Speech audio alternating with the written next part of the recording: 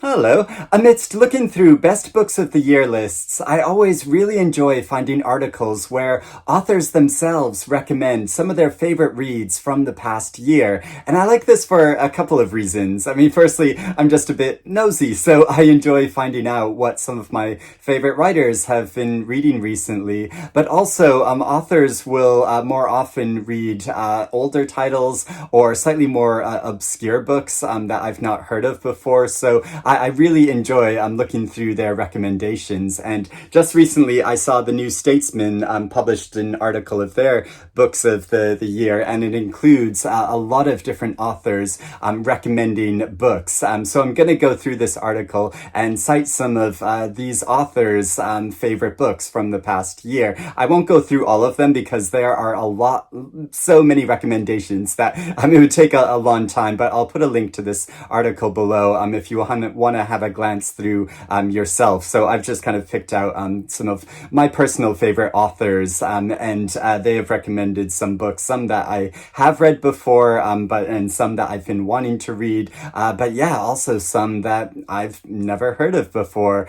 So first off, there is the great Booker Prize winner Julian Barnes, who recommends the recent novel Headshot by Rita Bullwinkel, which was, of course, on this year's Booker Prize long list. And he says this is one of the most original settings for a book that he's read in recent times, just kind of a scuzzy gym in Reno, where 8 teenage girls are participating in a boxing competition and going head to head against each other. And we discover their backstories and why they are there, why they've come to this competition, but also looking into their future and how they will develop, as well as following the immediacy and tension of these battles. And I also enjoyed this novel so much. He also recommends Colm Toibin's new novel, Long Island, a sequel to his previous novel, Brooklyn. And he says that Toibin's writing is just so good. You have to read everything that he writes. And I agree. I mean, he's an incredible writer, so skilled at creating these like complex psychologies of characters, but also dialogue that's so laden with unspoken emotions. And that was certainly true in Long Island. And I thought it was an incredibly powerful novel and so moving to follow these characters that we first met in Brooklyn. Another great Booker Prize winning author, Bernardine Evaristo, recommends the memoir A Woman Like Me by Diane Abbott, who was Britain's first Black female MP. She was the daughter of working class Jamaican immigrants, and she describes her life and her process getting into politics and how she's had to fight for equality and respect along the way. And she also recommends another memoir that I've been really wanting to read,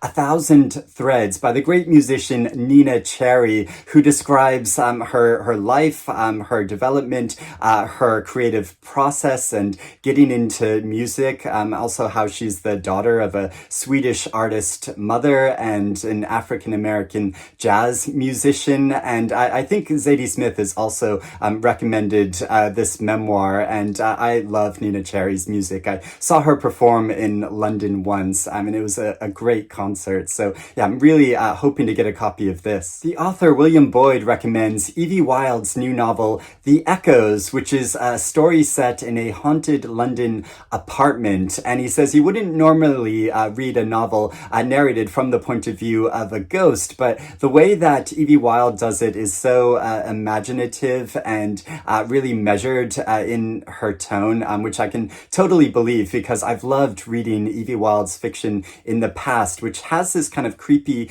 edge to it and this sense of fear running throughout it, but also explores emotions in a really complex and interesting way. And so this story describes a woman who is haunted by her former boyfriend who has died. And I was just listening to Evie Wyld talk about it on a podcast recently, and I think it sounds so fascinating. He also recommends the poetry collection Drypoint by Jamie McKendrick, and I don't don't often read all that much poetry, but this collection describes events, recent events and tragedies, but also makes reference to classical and biblical passages. The author Elif Shafak, who published this year the absolutely beautiful and epic novel There Are Rivers in the Sky, which I loved reading.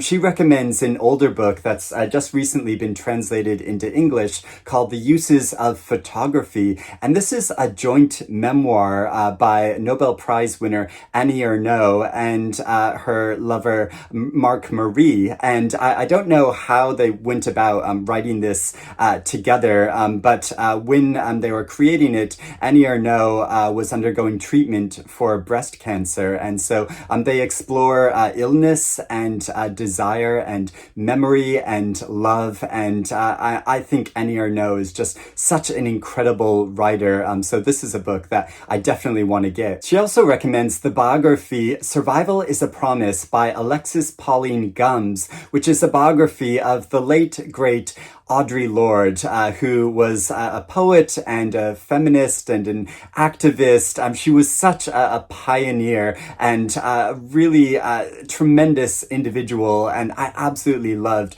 reading her book, Zami. And so I'd love to find out more about her life, and I think this biography is written in a kind of unconventional way that creates more dialogue with the author's life rather than a kind of straightforward telling about the events of her life. The Scottish politician Nicola Sturgeon, who's a great supporter of literature, recommends Percival Everett's new novel James, which was shortlisted, sadly didn't win this year's Booker Prize, although there are lots of great books on the list. But this is his recounting the events of the adventures of Huckleberry Finn, but from the character of Jim's perspective. And of course, so many people have been talking about this novel and have been recommending it, and rightfully so. The absolutely wonderful Ali Smith recently published her new novel Glyph, which was such an imaginative journey. I mean, like all of Ali Smith's new fiction, although this is quite different in some striking ways from her previous books, and I really enjoyed reading it. And you know, you're always going to get unconventional book recommendations from Ali Smith, and she recommends the book Fratriarchy by Juliet Mitchell, which I had never heard of before, but this is a nonfiction book that examines the psychological and social relationships between siblings and from a feminist perspective. And she says that it gives a really new view of relationships between siblings. And of course, this new novel Glyph includes an account and story of the relationship between two siblings. She also recommends a novella that I've never heard of before called Astraea by Kate Kruimink. And this is a story set in the 19th century on a cargo ship that is transporting convict women and their children to a penal colony. So it sounds like a very harrowing story, but it also follows how a woman finds inspiration and a sense of freedom in this constricted environment. Then there is the author Neel Mukherjee, whose previous novels I've loved reading, such as A State of Freedom and The Lives of Others. And earlier this year, he published a new novel called Choice, which was recently listed for the Goldsmiths Prize, and it didn't win, but I'm still very eager to read this new book. And he says one of his favorite books of the year is Lublin by Manya Wilkinson, which is also one of my favorite books that I've read this year. This follows the journey of three adolescent Jewish boys in the early 20th century as they're traveling on foot to the Polish city of Lublin to sell some brushes. And we follow their strange journey, which grows increasingly surreal, but also how they exchange so many jokes and have lots of conversations about a whole range of topics. And it's just so endearing and enjoyable, but also the way that this looks at history and Jewish identity, I think, is so fascinating. He also recommends the nonfiction book The Burning Earth by Sunil Amrith, which is a history of the environment from the past 500 years. And I've read that this reads kind of like snapshots of the past and how the environment has changed over the centuries. And Neel Mukherjee says that it's a very bleak but beautifully written book. The author Melissa Harrison also recommends Evie Wyld's new novel, The Echoes, and it's always great to see authors recommending the same books. It makes me think this is one I really ought to get to. But she also comments on something that's very funny. She says, some Booker omissions are so surprising, you find yourself wondering if the judges were on meth. People always like say, how could this book not have been listed? And of course, the retort of Booker judges is always like, well, have you read 150 books in the past 6 months? But I love that Melissa Harrison said that. But she also says of Evie Wyld's book that The Echoes is staggeringly good, a high-wire act of precision and control, full of vivid imagery and lightly worn psychological insight. I think it sounds excellent. Andrew Marr recommends Andrew O'Hagan's new novel, Caledonian Road, this great big epic that follows one prominent man's steady spiral into chaos. And I read this with my online book club. It's such a rich and complex read filled with so many characters that there's a character list at the very beginning of the book, which is very helpful to refer back to. He also recommends Percival Everett's novel James, as so many people have been. He also recommends the nonfiction book Dominion by Tom Holland, which is a history of the impact of Christianity on the West, and he says that this book is absolutely gripping. But he also recommends an older novel, The Princess Casamassima by Henry James, and I read this novel a long time ago, and I often find Henry James writing quite dry, but I really enjoyed reading this book about revolutionaries, and it's as he says, it's quite a romp. The great and dynamic author Katherine Rundell, who published this beautiful nature book called The Golden Mole and Other Living Treasures, but also a biography and a children's book, she recommends new editions of Virginia Woolf's diaries, and I've seen these books online. They look so beautiful, and I really want to put them on my Christmas list and hope I find them under the tree this year, even though they'll take up quite a lot of space. But she also recommends a much older book on the origins of species by Charles Darwin, and she says she found this much more readable than she expected, so maybe I should give it a try. The author Olivia Laing published a memoir slash book of essays about gardening earlier this year, and she always has really interesting, unconventional recommendations as well. And one of her reading highlights is a novel called Ripcord by Nate Lippens, and this follows a gay man in Milwaukee who's a bartender and is having an affair with a younger married man, and about his frustrations trying to have romantic encounters through cruising apps. And she says this is a very original book. I've never heard of it before, but I now really want to get a copy of it. She also recommends the unconventional biography called 3 Month Fever by Gary Indiana, which recounts the life of Andrew Cunanan, who was a serial killer, and one of the people he killed was Gianni Versace.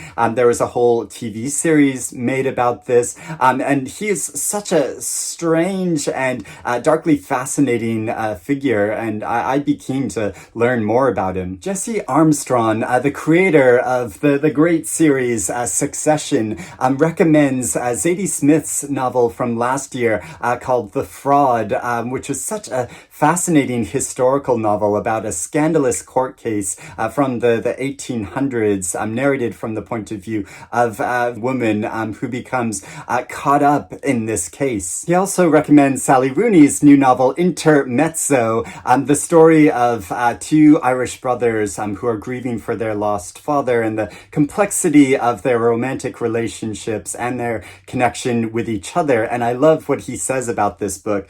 He writes, with watchmaker precision, she tweezers open the workings of a lattice of intimate relations and gives a precise reading, astringent and empathetic at the same time, of the minutely changing atmospherics in a number of living rooms, kitchens, and bedrooms. That is such a great way to characterize this novel. He also recommends a novel that I've not come across before called Long Island Compromise by Taffy Brodesser Ackner. And this is a family story that spans across multiple generations, but is also called a saga of the American dream. The author, Jonathan Coe, who has a new novel out soon, I think, recommends the nonfiction book Anima by Kapka Kasabova, which examines the lives of shepherds and their dogs in a remote region of the Balkans. And because the author is a poet, he says that it's very lyrically written, but it's also unsentimental and just a very different way of looking at nature and community and existing in the world outside of mainstream society. The art critic Michael Prodger recommends a biography that I've been really wanting to get to reading, which is Wyld Thing by Sue Prideaux, which is about the life of Paul Gauguin, the great post-impressionist, and I just love his art and kind of fascinated by his life, and so I've been really meaning to get to this. The great Irish author Kevin Barry, who this year published a really fascinating historical novel called The Heart in Winter, he recommends a new book of short stories by Mary Costello called Barcelona. And I read Mary Costello's novella Academy Street, which I thought was extraordinary. In this new collection, she writes about modern life and the turbulent inner lives of her characters. And I hadn't heard that she has this new collection out, so it's another book that I really want to get a copy of, or maybe I'll put it on my Christmas wish list. And the final book that I want to mention was recommended by Tom Gatti, and that is Spent Light by Laura Pawson, which is a novel looking at the complexity of a woman's life, but through the objects in her house and how these objects are connected to particular memories, but also connect her to the wider world. It's another novel that was up for this year's Goldsmiths Prize. Again, it didn't win, but it's one that I still really want to get to. So that was a lot of fun book recommendations from all of these different authors. I would love to know if you have read any of these books, or are there any other books recommended on this list that you're keen to read. But I hope you're doing well and reading good things, and I will speak to you again soon. Bye-bye.